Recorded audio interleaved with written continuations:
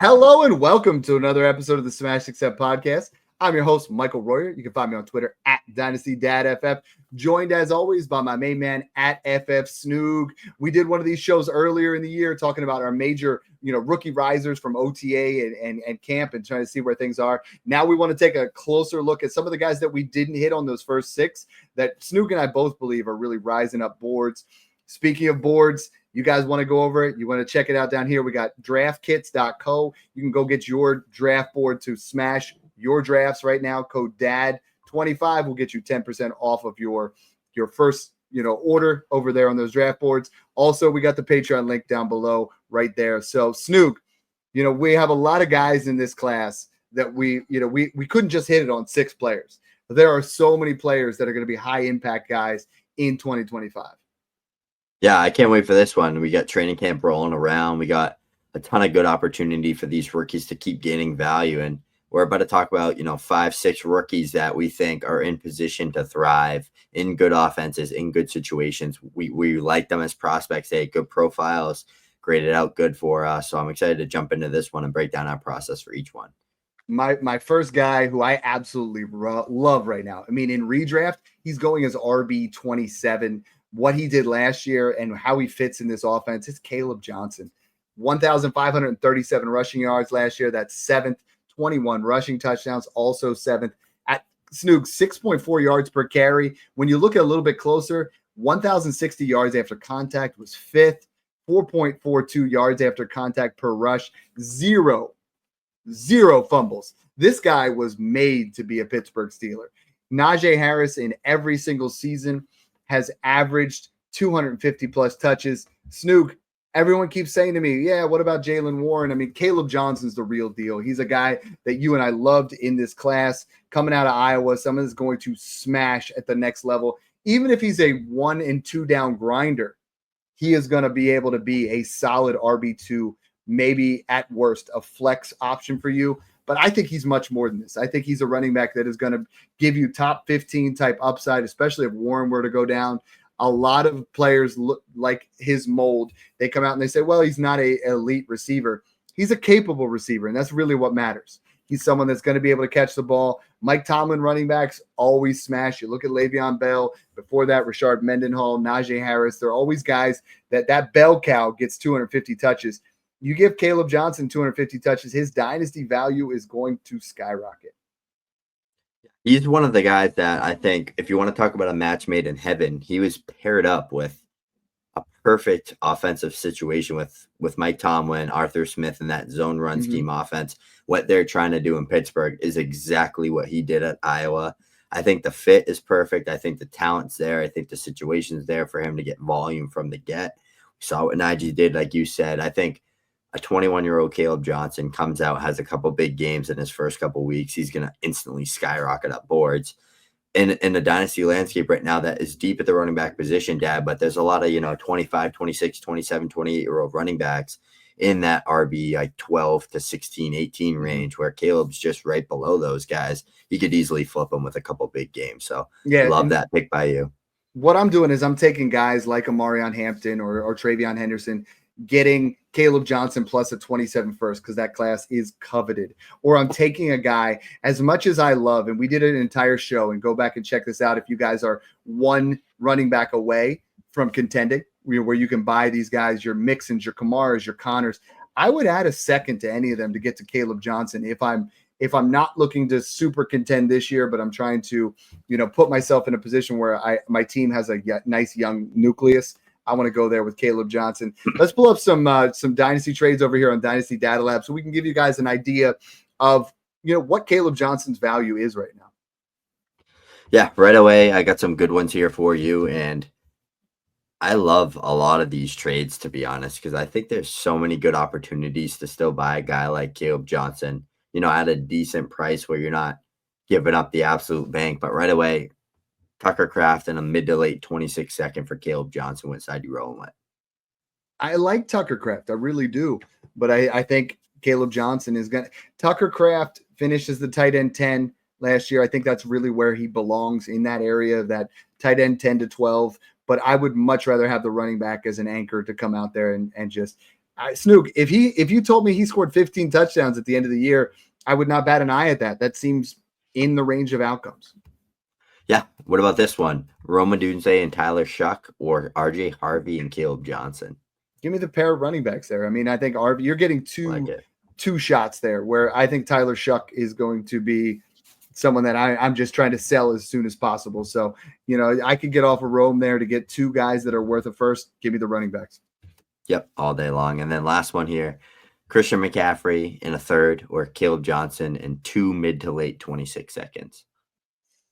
So this one's interesting because I think, Snoog, if I'm an all-in contender, I want Christian McCaffrey everywhere. Christian McCaffrey is a lock to be a top 5 running back if he stays healthy. If you're in that spot, and a lot of you guys are, where you're not a contender, but you're not a rebuilder. And if that's the case, then give me Kaleb in the 2 seconds, because then you're going to insulate a little bit better and get yourself into position. That was my running back there. I know you and I are about to hit on some tight ends. There's a guy here that you absolutely love, no pun intended. Yeah, Colston Loveland from the Chicago Bears. Tight end that I think was a great prospect, had him graded out as an elite prospect, one of the best prospects I've graded out. There was Bowers. He was on McBride, Sam Laporta level type prospect, better than a Sam Laporta prospect for me, but he was on that, better McBride prospect. He was up there with, a first round grade type talent. The Bears and Ben Johnson come in, first year as the head coach there, has a lot to prove, has a lot to do to turn the franchise around, goes out there and takes a damn tight end, 10th overall. That tells me that he is going to use him. He has a big plan in play for him. We already saw what he did with Sam Laporta. Not saying necessarily that Loveland has to be better than Sam Laporta in year 1, but I think there's more talent in Loveland's game than Sam Laporta has, more upside, bigger player, faster player, more explosive player, better route runner, a lot more upside in a Colston Loveland's game. So I think that opportunity with a 20-year-old player that has a ton of upside, that was a yards per out run king at college, coming from Michigan, won national championship, a lot to that pedigree of a profile that you want. After Bowers and McBride, there's really no one other than George Kittle that knocks my socks off other than Colston Loveland. So I think he is the perfect piece. He's my Dynasty tight end 3, and you can get him in the back end of the first right now in Dynasty rookie drafts. Yeah, the offense is crowded. One injury, DJ Moore gets traded away, whatever it is, a year or 2 down the road. He could have one of those seasons where he puts up 300 plus fantasy points and he becomes like a 2nd round starter pick. Yeah, and we're advocating that you tier off Laporta, get yourself Loveland plus, tier up from your Andrews, your Kincaids, your Njokus, tier up, adding a second, getting yourself to a Colston Loveland. Let's take a look at some of the trades here over on Dynasty Data Lab. The first one really sticks out to me is Drake London and Isaiah Pacheco, or Ladd McConkey, Colston Loveland, and a 26 4th. This is a smash. You're getting 2 foundational assets on the Loveland and McConkey side, in my opinion. Yes, it's considered a slight down tier to go from London to McConkey, but the gap between Pacheco and Loveland is literally like a late first, in my opinion. So I think it's a big, big move to make.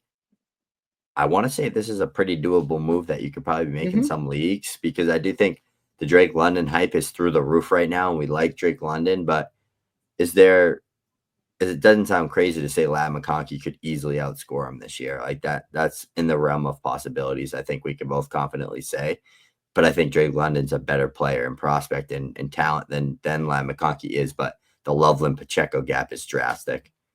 Got one here that was completed at the end of June. Kyron Williams, Colston Loveland, and Kyle Williams, or Bucky Irving and a late 26 first. Ooh, I want Bucky here. I think that's close. It's just because I think there's a good gap between Bucky and Kyron Williams.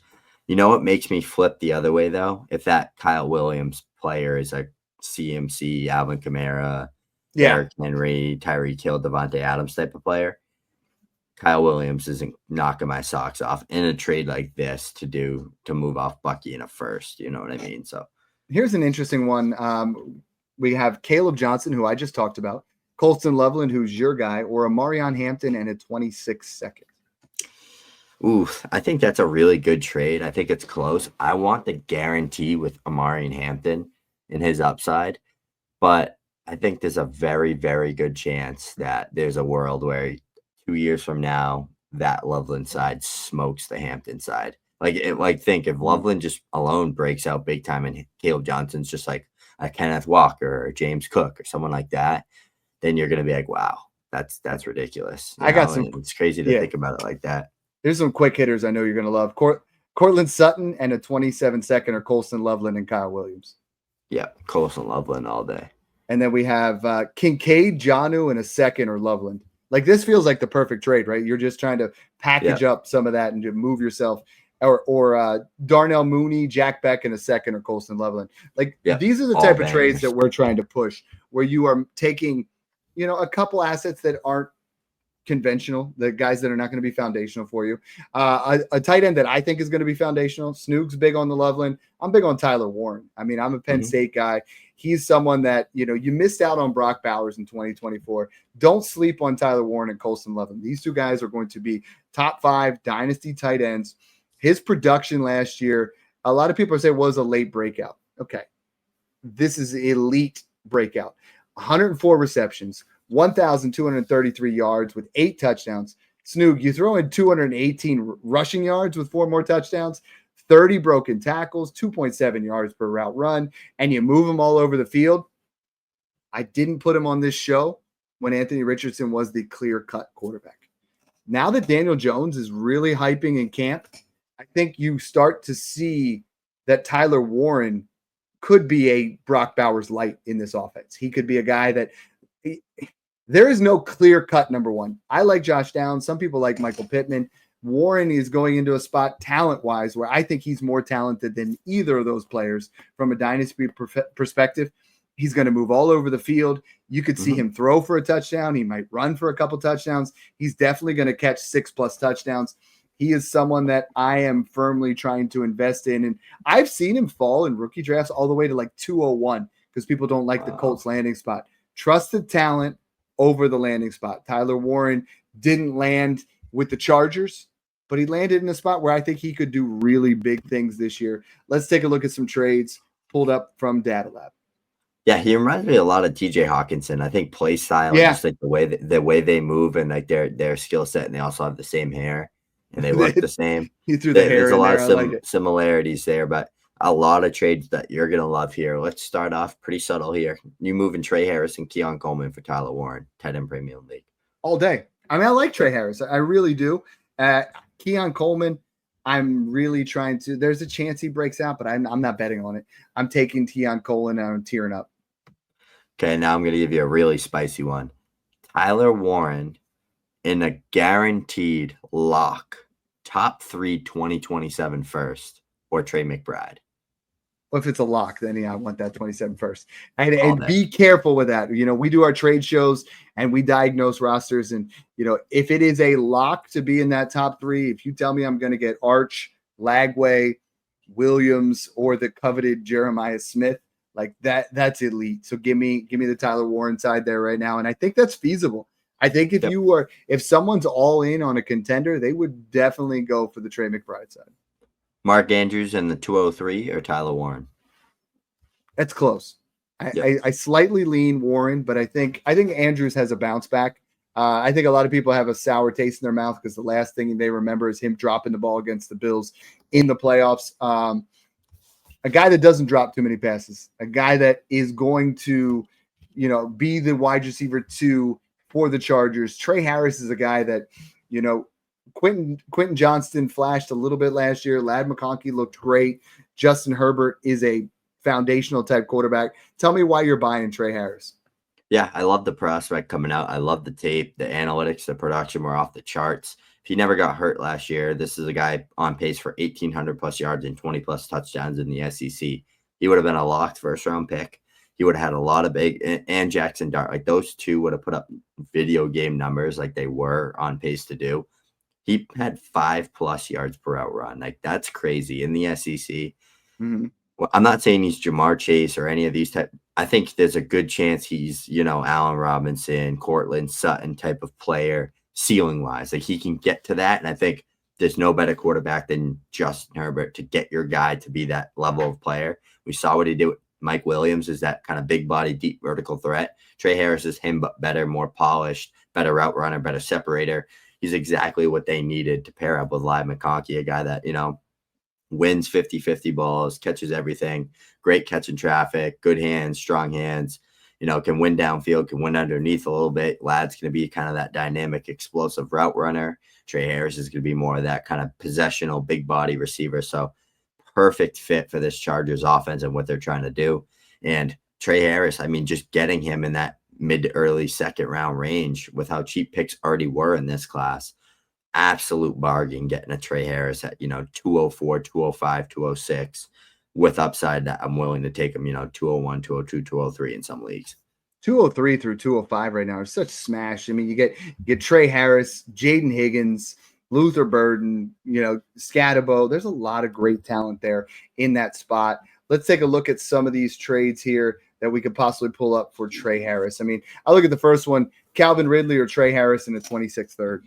Yeah, it's Tre Harris there. We love Calvin Ridley on the show. He's going to ball out this year, but Tre Harris has a path to gain value where Ridley doesn't. Alvin Kamara or Tre Harris and a mid 27 second. I want Kamara there because I think Kamara has upside that Tre Harris can't find. My camera just fell. I think he has upside that Tre Harris won't be able to find personally. But if I bring up selling Alvin Kamara, Snoog's entire set of equipment, everything falls over. He's off on that one. All right, next one here. I want to pull up because I think you have some interesting opportunities. Tre Harris and a random 26 first or Derrick Henry. Tre Harris. That's a great insulated move to make. Yeah, I think that's the kind of move that I would love to make, really get myself set up. And then last but not least here, Tre Harris and Devontae Adams or a late 26 first and 26 third. Ooh, late. I want to take the upside gamble on Tre Harris and Devontae Adams. I think the play with Tre Harris is finding ways to get off of like your Rome Odunzes, your Zay Flowers, those type of wide receivers, and get a first on top of Tre Harris, like a 27 first or a 26 first. I think that's the play on what you should do with Tre Harris, because I do think that that's possible, right? Like these guys still have names, they still have value, they still have players that are attached to them. Guys, if you are liking the content that we put out, make sure you guys subscribe to the YouTube page. Check out the Patreon link down below. $5 a month gets you all my content, Snoog's content, our rankings. Right now, 850 plus guys in there talking shop 24/7. You're going to get start sits. You're going to get trade corner with Al Kalo. We're going to start doing some more podcasts with him. We have a lot on in the next couple of weeks that's really going to be coming out that you guys are going to be ahead of your league mates. Those guys that are just showing up, starting to look at, their fantasy magazines, and you have us on your corner. We're going to help you 4 or 5 extra money like Snoog and I do every year. Way I'm doing that is with this next player. Snoog, I love Jayden Higgins. I think Jayden Higgins is a 6'4", 4.4 type speed, guy that can naturally separate, vice grip hands, less than a 3% drop rate, which is fantastic. 56% contested catches, the wide receiver 2 alongside Nico Collins. I want as much of this H-Town made Houston offense as I can. Nico Collins has not been the epitome of health. He has missed multiple games every single year. During that time, and I do like Jalen Noel, but I think Jayden Higgins, his game reminds me a lot of Nico Collins. He's a Nico Collins light where I think he's going to be a big-time yards per route run type player. I think he's going to thrive for the Texans.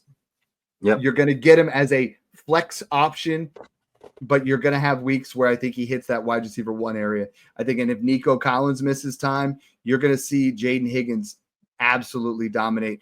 In college last year, 2.80 yards per route run, only behind Tre Harris. He's someone that you're going to like what you see from this guy. You're going to get stable production, and people do not value him properly. I think you can give up a random 26 or 27 second plus a player that's clogging on your team, like an Adam Thielen, like guys like that. We just tear off of those guys. Get on to Jayden Higgins, or tear down. Find those guys like Snoog said before, where you have your Zay Flowers, Jordan Addison's, guys that are worth a mid to late first. Get a first plus and get Jayden Higgins. Thank us later because Jayden Higgins is going to smash. Yeah, and right away, Jayden Higgins is a guy who's going to play that big body slot role in a high-powered elite offense. It's what you want. You want to invest into these type of rookies, these type of players in those good situations that were good on tape. Guys that we liked. We had him as our wide receiver 7 at coming out as a prospect, and I think that sticks pretty strong. So right away, I think this is the right play, and this is how you got to do it. Jayden Higgins and a random 27 first. Let's call it mid to late or Zay Flowers. Yeah, this is how you do it. That's how winning is done. That's how we do it. And we don't do this normally on this show, but that's the cowbell, baby. Like, that's what you want. That's perfect insulation. I got one for you. What about Jayden Higgins and Aaron Rodgers for Jerry Jeudy? Are you willing to move off Jeudy, our beloved player that we've been hyping up like crazy, to go get maybe your quarterback 3 for the year and a Jayden Higgins? If it's the QB3, maybe. I would rather that be a 27 second. I would feel a lot better about it, or a mid 26 second. I think I'm leaning Jeudy because I don't value Aaron Rodgers at all. If that's Geno Smith, I'll take it. If that's Matthew Stafford, I'll take it. Mm-hmm. But I still think Judy's going to be a really nice asset for 2025. What about Kyren Williams or James Conner, Jayden Higgins, in 2 random 26 seconds? Oh, yeah. Give me the seconds there. I mean, I think you have a lot of upside there. Connor's going to be your staple. That's how you do trades like that. We talk about these kind of trades all the time. The last player of this, and this is why Snoog, we had it. We called it the Sweet 16, right? We talked about this class. All of these guys fall in that range. We were telling you guys, and a lot of you guys are new to our content, we were telling you in February to trade for 203, 204, 205, maybe even 206 at a discount while everybody else was buying those first, because you're getting these guys, your last guy, someone that could really take over the running back role for the Giants. Sell me on Cam Skattebo. Yeah, I think he has a lot of what Tyrone Tracy doesn't have. That's power. That's, elusiveness between the tackles, ability to run through a defender, power after contact, win in short yardage, win at the goal line. Does a lot of that David Montgomery type stuff that Tyrone Tracy can't do. One of 3 players, along with Ashton Jeanty and Christian McCaffrey, to post 1,700 plus rushing yards and 500 plus receiving yards in a single season in college football in the FBS. That is Cam Skattebo. He is such an analytical gem. His stats, his production, everything was through the roof. Love the tape. He has great short area burst, exceptional balance, power through contact. That dude is hard to tackle, and it's going to translate. Arizona State had one of the hardest schedules in college football last year. So everyone that says, oh, he played at Arizona State, he had a cupcake schedule, that dude literally ran all over that SEC Texas defense that was stacked, all over him. Carried the team to an almost dub. They literally should have won that game. He is that good of a prospect, and he's a great player. And I think that his ability to be the starter in an offense with, whether it's Anthony Richardson's or Daniel Jones, but a dabble offense with Malik Neighbors and all these weapons now that they're building, and a Cam Skattebo, I think there's a good chance that he gains a ton of value. He can be your James Conner, your David Montgomery type of player in that 2-down, 3-down grinder. And this is how you get trades done. There's a little bit of hype on this one, but you're going to love it. Javonte Williams in a 26 fourth or Skattebo. That's Skattebo all day. He's literally the better version of Javonte Williams. Adonai Mitchell in a third or Skattebo. These kind of trades, I want one of these. Skattebo. Yeah. Skattebo. How about Skattebo and Devin Neal, or Jalen Warren and Isaac Garendo? Yeah. Skattebo again, all day long. Couple interesting ones here. So Dalton Kincaid and Skattebo, or Tyler Warren, to kind of compare both of the players that we were talking about here on the last one. That one's tough. I think I lean Warren just because Kincaid really, really needs to do something this year, or he's going to fall through the roof in value. But I think there's a chance Kincaid can be, a stud tight end in this league.